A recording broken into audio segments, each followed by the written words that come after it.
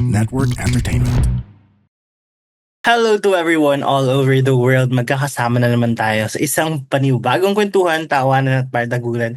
Kasama ang inyong wandering go-getter dito pa rin sa Nagisa at Ultimate Gen Z Tambayan. Ganito kasi yan, powered by the Pod Network.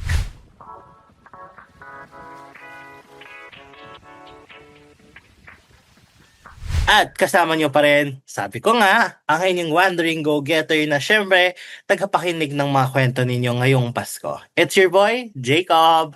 At ayun na nga, tulad ng sabi natin sa ating IG story recently, ay mga panibagong mga kwentong Pasko ang handog natin ngayon sa GKY this Christmas. At meron tayong dun dun dun dun dun dun dun dun dun dun sana ngayong Pasko. Wala lang, narinig ko kasi yung song, tapos sabi ko, oh my gosh. Parang there's a lot of Christmas stories na we wanted to talk about. And I feel like this is the perfect opportunity to talk about like a lot of the emotions we're feeling this Christmas. Kasi even if it's such a positive season, it's a season wherein we are all so happy, there's still a lot of lingering thoughts. And syempre, kita din naman sa responses sa mga nakuha kong letters from you guys, ay maraming mga unresolved issues and unresolved, unsaid feelings this Christmas. And I'm so excited to unpack it with you guys. Kaya this week, we actually have 4 letters. Hindi siya Tales of Two Tugon po. Actually, ano siya, quickie ep siya na per letter dadaanan lang natin. Pero syempre, try din natin magbigay ng advice. And if nagustuhan ninyo tong episode na to at gusto niyo iwan ang letter ninyo, the link is on tinyurl.com/gky tugon mo. And dun pwede kayo mag-iwan ng inyong comments, suggestions, or mga ideas ninyo. So so let's get down to it dahil napakaraming letters ang ating tututukan today. At ayun na, hindi ko mabuksan yung phone ko na dito nakalagay lahat ng letters eh. Okay. Ooh! Yan. Well, nag-react, hindi pa nabasa yung letter. So, okay. Hi, Jacob. Actually, bakit who? Hindi to good. Hindi good. Hindi, wait. The word is not good. The word is sad. Okay. This is my first Christmas without my partner. They passed away this year, and I still can't fully grasp how life continues when the person I love most is no longer here. Everything feels unfamiliar now. The holidays used to feel warm and exciting, but this year they feel quiet, heavy, and incomplete.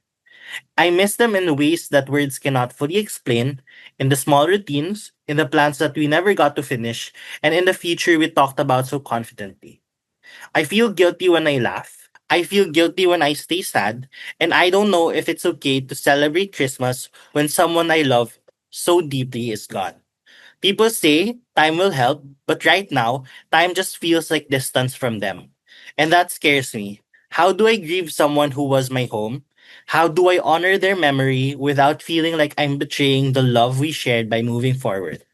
Sana ngayong Pasko, matutunan kong magpatuloy ng hindi kinakalimutan at mabuhay ng may pag-ibig kahit may naiwang lungkot.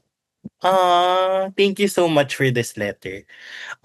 This is such a nice letter because I feel like grief is something na we haven't really talked about or explored sa GKY. But, ewan ko, feeling ko din kasi we're two very emotionally barred. Or I'd say, syempre, being vulnerable is something we're very scared about. Or parang showing that side to other people. But I feel like this is such a important thing to talk about because loss is something very, very close to all our hearts. We have lost people one way or another, whether that's physically lost in terms of losing them in the physical world, or it can be just lost like we just disconnected with people. But in the case of our letter sender, parang feeling ko din is it's really important for us to honor that grief. It's okay to feel sad. It's okay na there are times na malungkot ka, but don't feel guilty when you feel happy. Kasi it doesn't mean na you're happy that they're gone, but it means you're happy that life goes forward. Kasi at the end of the day, siguro, what I wanted to pinpoint is that life goes on. Life will continue. Patuloy na iikot yung mundo natin. Patuloy na magmo-move forward tayo. Patuloy na kailangan nating magtrabaho, kailangan natin to do things. But we can't continuously hold ourselves back just because of a loss. Yes, it is an important loss because it's a loss of a love that we once had. But parang for me, it's important that we continuously grieve. Yes, it's okay, but we must also continuously work on moving forward. So it's okay na you start feeling happy. May times na parang nararamdaman mong masaya ka. And it's okay na may times na nararamdaman mong malungkot ka. And I think, personally, kasi this was something I went through. I don't know if I shared it 2 years ago. Yeah. I lost someone really, really important to me. And yes, Christmas will always feel different kasi parang it's always may routine ka na eh. Like for example, on my end, ever since I was a child, it's always been like MMFF movies, going around buying from toy stores or eating with family. Parang when you lose that significant figure kasi in your life, parang things will change, routines will change. And even if you try to do the same routine once again, it will always feel na there's an emotional or parang there's a void missing or parang there's an emotional piece missing into the entire celebration or entire thing. So, siguro ang akin lang is it's okay to continuously do it. Actually, something I realized recently ba or parang I'm not sure if matagal na to, but always like seeing the person I lost or parang seeing that person in the mundane things or parang seeing them in how we do things before. Like um for example, going to the malls na parang re-remembering what you have once done or parang kung ano yung mga pinupuntahan nyo and all that, it's okay. Kasi that's how you remember the love that was once there na parang, oh, I used to go here. Parang you always feel the presence of the other person once you do those stuff. So it's always okay to continuously revisit your routines. But siguro since time has changed, it's also okay to welcome new changes in our lives, new routines. Like you can't continuously be stuck with the same routine. It's okay to continuously revisit them. But if you're always just on that and you don't move forward, I feel like that's something you can and you must work on. Kasi like for example, you can't expect din kasi na parang just because you lost someone is you're forever mourning.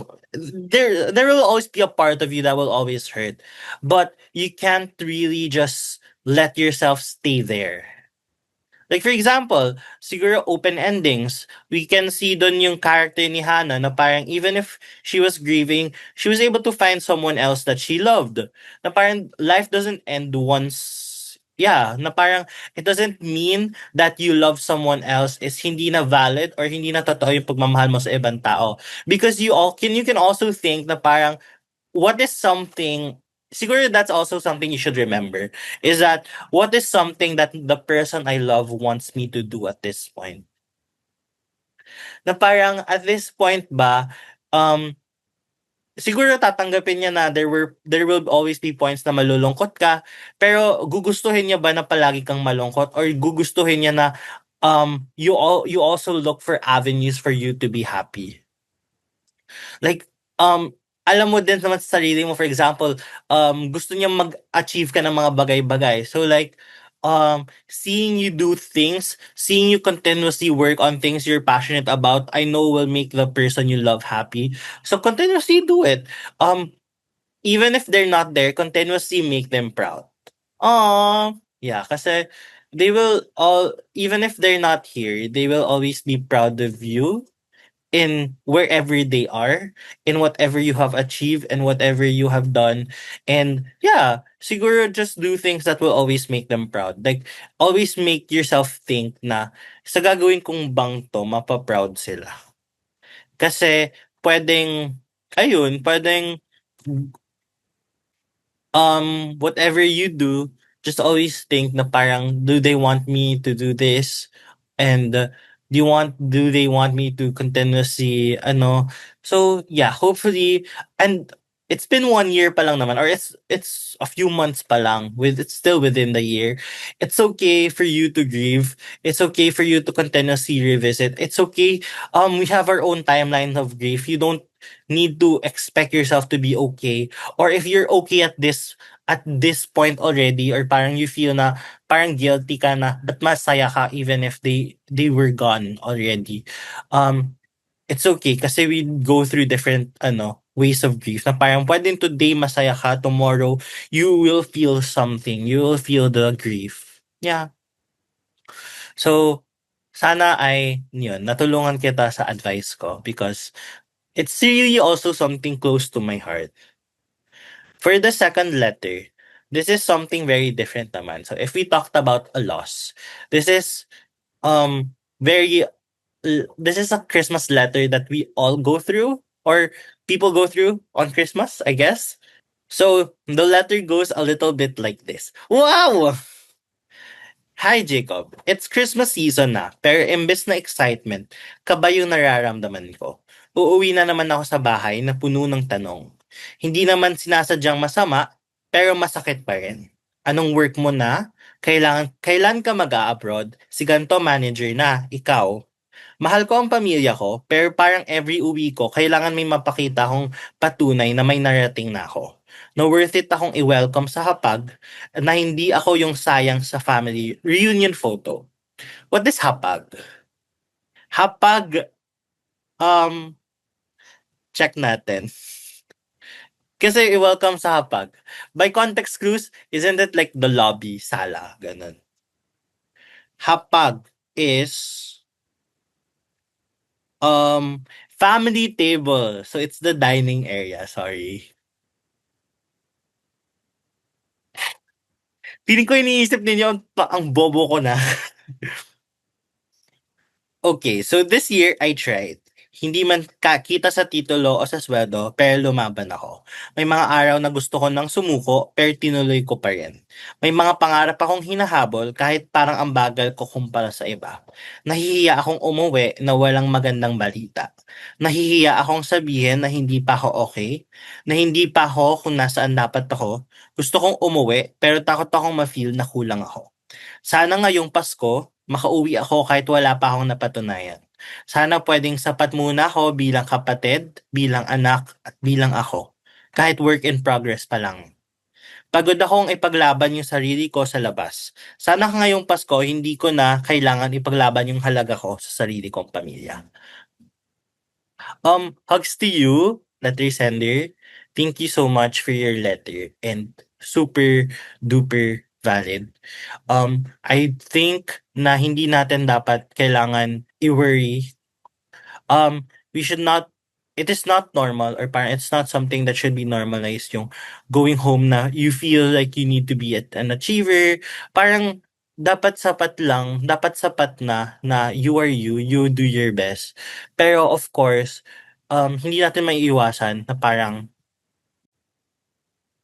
hindi natin maiiwasan na may mga pamilya talaga na ganito, na parang there's expectations from you, there's always comparison.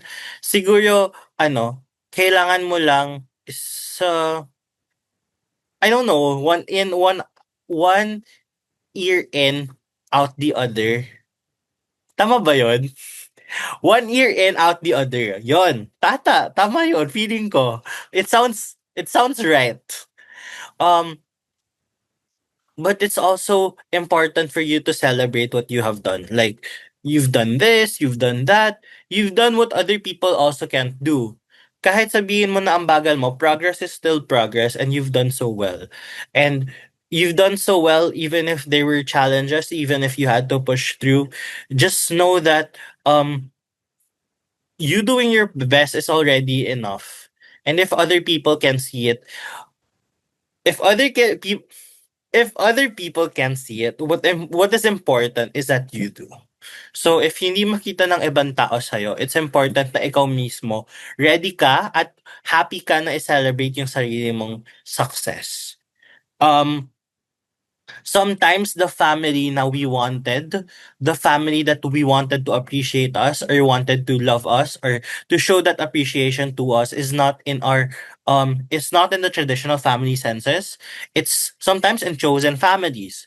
So siguro what's important is I don't know, even if yeah, I know you wanted to go home um to your family talaga, but if this is how they are welcoming you, siguro, what's important is you do celebrate your own success. You are proud of your own success. Parang ready ka na ipagsigawan sa kanila or ready kang i-share sa kanila lahat ng achievements mo.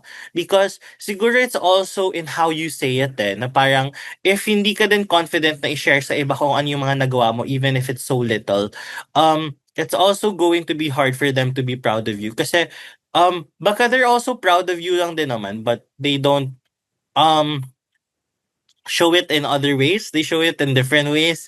But I know they are coming from a place of love.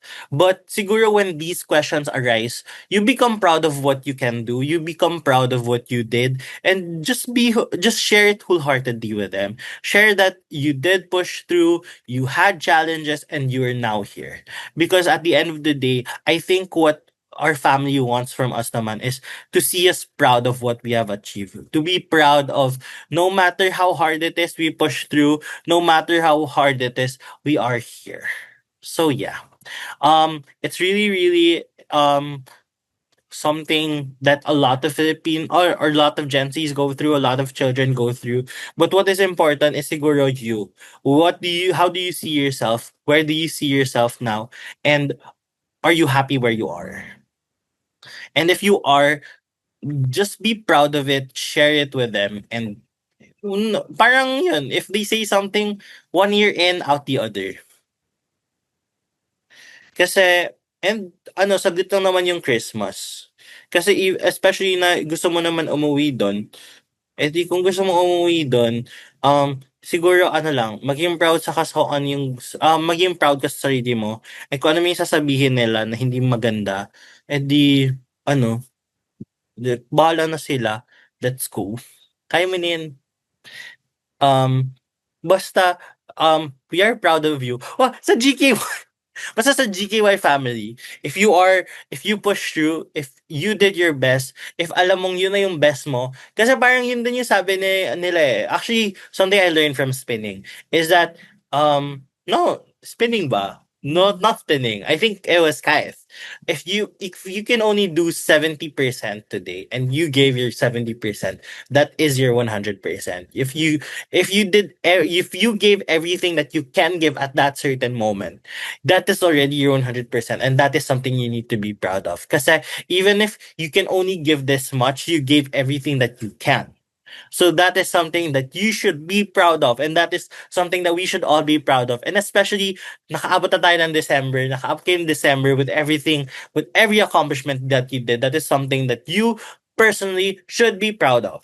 So hopefully, you're proud of yourself, you're proud of your achievements, and you're excited to share it with the world. Just, don't mind what other people's opinions are. Don't mind what other people say as long as you are proud of yourself. That is what matters most. So etong third letter. Hello, Jacob. Habang papalapit ang Pasko, ramdam ko yung bigat na parang may deadline ang lahat. Na bago matapos ang taon, maayos na ang pamilya, okay na ang relasyon, malinaw na ang direksyon ng buhay ko. Parang kasalanan ko kung may naiwan akong magulo. Ako yung tipo ng tao na kailangan ayusin lahat. Kapag may away sa pamilya, gusto kong maging tagapamagitan. Kapag may nasasaktan, pakiramdam ko responsibilidad kong tulungan sila. Kapag may mali sa sarili ko, pinipilit kong baguhin agad kahit pagod na ako. Pero this year, napagod ako. Hindi dahil ayokong umayos ang mga bagay, kundi dahil unti-unti kong na-realize na hindi pala lahat kayang ayusin ng effort at mabuting intensyon lang. May mga sugat na hindi akin, may mga problemang hindi ako ang solusyon, at may mga taong kailangan muna dumaan sa sarili ng proseso. Nahihirapan akong tanggapin na okay lang pala ang magpahinga, na okay lang ang hindi maging fixer ngayong Pasko. Hindi naman talaga okay maging fixer. Joke! Wag po tayong mag-fixer, guys. Oo. Na minsan, sapat na ang naroon ka. Kahit hindi mo lang alam kung paano ayusin ang lahat. Sana ngayong Pasko, matutunan kong bitawan yung pressure na maging sagot sa lahat ng tanong. Sana matutunan kong mahalin ang sarili ko kahit may mga bagay na hindi pa buo, hindi malinaw, at hindi pa handa. At sana, kahit magulo pa rin ang ilang bagay ng buhay ko, matutunan kong magpasalamat dahil andito pa rin ako, sumusubok at patuloy na nagmamahal. Thank you so much for this letter. So, dito sa letter na 'to, ang problem niya is parang he or she wants to fix everything before the year ends. But na-realize niya din na you can't fix everything. There are things that needs time for things to be okay or for the people to be okay or problems to be okay. And there are problems na hindi ikaw yung magiging sagot. And napagod siya because na-realize niya 'to. Oo. Pakinggan yung na yun. Hindi ko din alam bakit ako nagsabi nun. Um, it is okay to rest. Minsan mapapagod tayo realizing things. While we grow up, we realize that a lot of things aren't in our control. Siguro yun din yung greatest realization ko this year. Na parang, as someone also that wants to be, not really in control, but parang I want things to be okay. Ako yung, I'll make sure to do what I can do. There are things, na parang tipong you want na ikaw yung maghanap ng way na makaayos or parang you do everything that you can para ayusin. Pero I feel like you should realize also na hindi ikaw lagi yung sagot. Hindi ikaw lagi yung yung makakapag-ayos ng lahat ng problema. Kasi there are times na other people need to fix their own problems. Other people need to also be the one that will help them kasi it is already beyond your control or parang sila na mismo, sila yung kailangan mag-deal with their own wounds na it's hard if you're the one always trying to solve everybody's problems because when you're tired of everyone's problems, who can fix your own? Will other people be there to fix your own? And especially if they have their own problems to solve, how will they have time fixing your own problems or your problems? So you should also make time for yourself. Um, and wag tayong ma-pressure na because kailangan Pasko, kailangan okay ng lahat. It's okay na we leave some things pending pa for the new year. And sometimes we just need this holiday as a pause.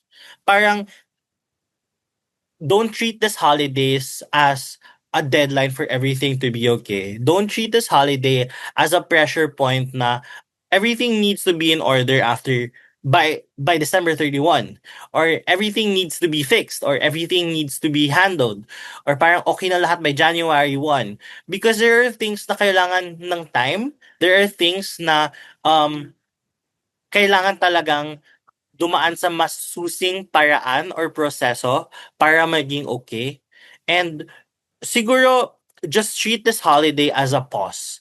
Na despite a lot of things not going your way, despite a lot of things not really aligning for you or not really being that perfect for that moment or parang not as expected, treat this as a pause na despite everything out of my control, I will enjoy this holidays. Despite everything out of my control, think I will move forward with the holidays. Parang treat this as a breather na parang, okay, ang daming things hindi ko makontrol pero at least etong holidays, let's treat this as our happy period or our happy moment na kahit hindi natin maayos lahat, magdidiwang tayo ng Pasko. Allow yourself to be happy at this holiday season and allow yourself to enjoy also because hindi wag mong tatuhing pressure point atong holidays. Parang do things that will make you happy. Distract yourself. Go watch MMFF. Ang daming magandang entries this year. Pero hindi tayo magpo-promo ata this year. Sayang. Oo. Oo. Parang ako din this year, ang daming things out of my control. Na parang December, I actually have a December scheduler. May template ako ng December scheduler. Pero there were a lot of things out of my control this year. Or actually this December na parang for me, oh, I wanted things to go this way. I wanted to do this and that. I wanted to do a promo. I wanted to reach out to this. Pero a lot of things were out of my control. A lot of things were parang hindi ko na-align perfectly for this moment. Or parang I did things, I'm not sure if it's too late or parang, um, things just didn't align for this year. So parang sabi ko, okay, sayang yung scheduler, pero malay mo next year, kailangan ko, yun yung scheduler na gagamitin ko ulit na template. But it's okay. Parang, use this as a lesson na lang na parang next year for things to be better, to do this and that, or parang use it as a lesson na there are things out of your control and it's okay because at least work with what is on your control, work on whatever you can control and be happy on the outcome whatever it is kasi ginawa mo naman kung ano yung makakaya mo, ginawa mo kung ano yung, mapu-push mo, kung hanggang saan yung limits mo, kung saan yung kakayanan mo, kung ano yung kaya mong kontrolin or kaya mong i-work on, kaya mong ayusin. Because going beyond that, baka hindi na sa'yo yun. Oo. So, for me, just treat this as a pause, work on the holidays, work on yourself on the holidays para you can move forward on next year more happier than ever. Yes. And of course, yung last letter is actually is something special because this is the first time I've written a tugon po letter. O sana ngayong Pasko letter. Kaya din ako actually nagkaroon ng sana ngayong Pasko because I also wanted siguro this airtime to share this letter I wrote for myself. Siyempre tinweak ko na rin siya para maging sana ngayong Pasko. Para may ganong moment. Hindi ko kayang basahin 'to. Okay. The same way na kinabahan ako nung first time kong gumawa ng solo episode last week. 'Yun, kailangan ko 'tong ano, itawid. Hi Jacob.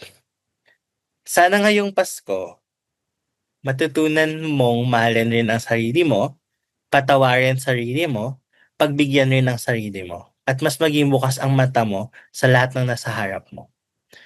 Ah. Things have been gloomy, but you need to remember that life goes on, and you should continue finding joy and happiness in every single thing you do. Find happiness in what is in front of you, like pushing extra harder and lasting 5 more seconds on the bike you did last time. Yes! Uy, in fairness ang ganda na ng mga ano ko, nakakapag-push na ako. Yes. Such a gym kid, ang kapal ng mukha ako, no? For achieving things that nobody expected or people counted you out for. And going above and beyond even if you have little to spare. Alam mo, lahat ng advice ko, sinulat ko din dito. So siguro yun yung realization ko pala this year.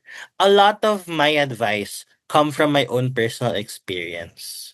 And a lot of things na I tell you guys na, oh, this is how to do it, or this is how I'm gonna go through this. It's because this is how I'm gonna do it.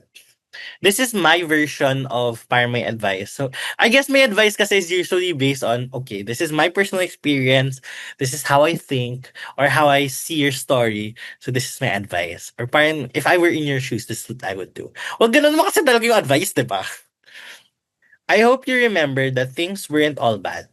There were a lot of things that got messed up and were chaotic, but still a lot of things to be thankful for.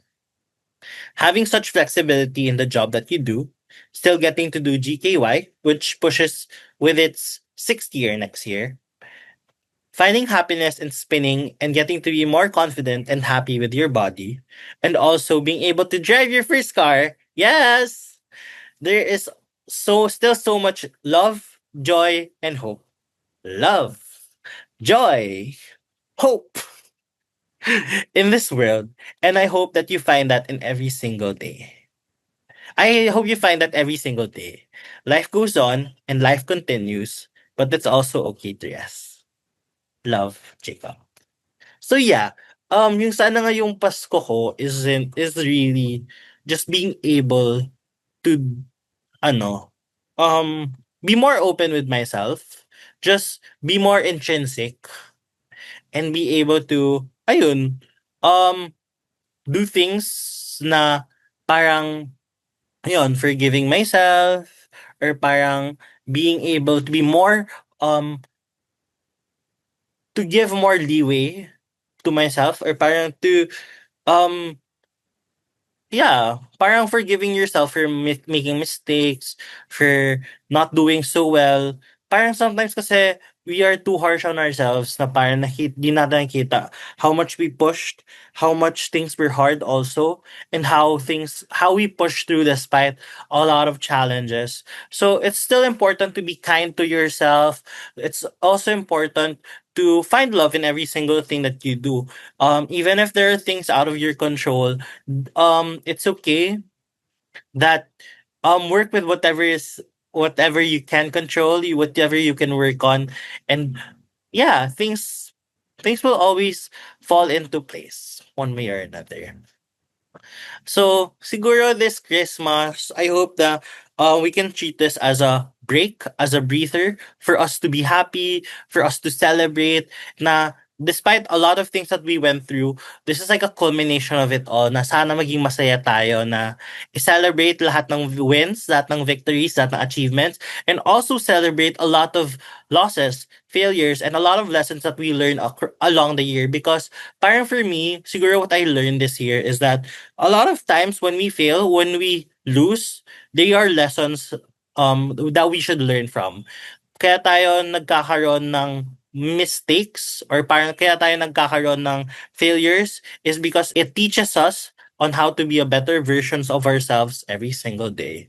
So, parang it's something that we should also celebrate, na parang even if there were things na parang we could have done better, or things na dapat ganito pa rin ginawa ko sa GKY. Pero it's always a learning lesson for tomorrow. Parang for example, in work, parang diba ganito yung presentation ko. Or parang ganito dapat yung ginawa ko. Dapat ganito ko hinandle yun. So lesson for tomorrow, na parang how you can do better. So yeah, treat every day as a learning opportunity. So yun, if nagustuhan niyo tong episode na to, there will be so much more in the coming weeks, in the coming years. And if nagustuhan niyo to, what if hit the notification bell para lagi kang updated sa mga releases namin. We release episodes every Saturdays at 7 p.m. at magbabalik yung GKY throwbacks natin on January with our special episodes. Of course, you can follow me on my social media accounts. It's the Charles Jacob, and si Lance naman, of course, you can still follow him, LNCRVDA, on all social media platforms. And of course, GKY social media accounts. If you want to tag us in your stories and your posts about GKY, it's GKY Pod on all social media platforms. At laging wag nating kalimutan na we should be more kinder to ourselves. Let's be more open to ourselves, be more intrinsic, and let's enjoy this holiday season. At ito pa rin ang ganito kasi yan. The opinions of podcast creators, hosts, and guests are not necessarily reflective of the official stance of the Pod Network Entertainment, its hosts, or other network programs. The content created by the people behind the podcast is personal and not meant to harm any religion, ethnicity, group, organization, company, or individual.